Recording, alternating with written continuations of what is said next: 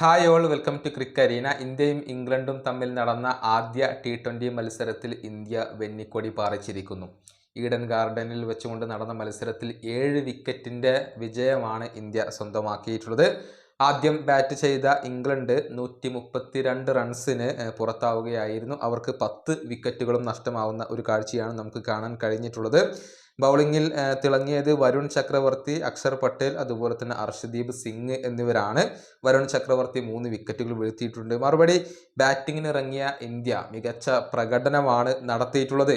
സഞ്ജു സാംസൺ ഒരു മികച്ച തുടക്കം ഉണ്ടാക്കിയെടുത്തിരുന്നു.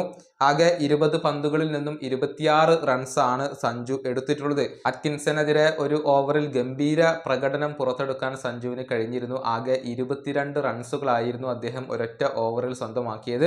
4 ഫോറുകളും ഒരു സിക്സറും നേടിക്കൊണ്ട് അറ്റ്കിൻസനെ പഞ്ഞിക്കിട്ടു എന്ന് തന്നെ പറയാം. പക്ഷേ ബാക്കിയുള്ള ബൗളർമാർക്കെതിരെ സഞ്ജു സ്ട്രഗിൾ ചെയ്തു എന്നുള്ളത് ഒരു വസ്തുതയാണ്. അങ്ങനെയാണ് 26 റൺസിന് അദ്ദേഹം പുറത്തായിട്ടുള്ളത്. പിന്നീടാണ് അഭിഷേക് ശർമ്മയുടെ ഒരു ഗംഭീര വെടിക്കെട്ട് പ്രകടനം നമുക്ക് കാണാൻ കഴിഞ്ഞിട്ടുള്ളത്. 34 പന്തുകളിൽ നിന്ന് 79 റൺസ് എടുക്കാൻ അഭിഷേകിന് കഴിഞ്ഞു.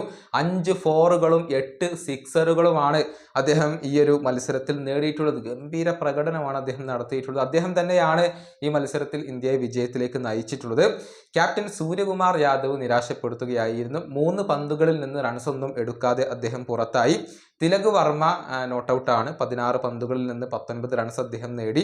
അതുപോലെ തന്നെ ഹാർദിക് പാണ്ഡ്യ 4 പന്തുകളിൽ നിന്ന് 3 റൺസുമായി ക്രീസിൽ തുടർന്നു. അങ്ങനെ 7 വിക്കറ്റിൻ്റെ ഒരു വിജയമാണ് ഇന്ത്യ സ്വന്തമാക്കിയിട്ടുള്ളത്. ബാറ്റിങ്ങും ബൗളിങ്ങും മികച്ച പ്രകടനമാണ് ഈ മത്സരത്തിൽ നടത്തിയിട്ടുള്ളത്. ഈ വീഡിയോയുടെ അവസാനിപ്പിക്കുന്നു. അടുത്ത ടീമായി കൊണ്ടും കാണാം.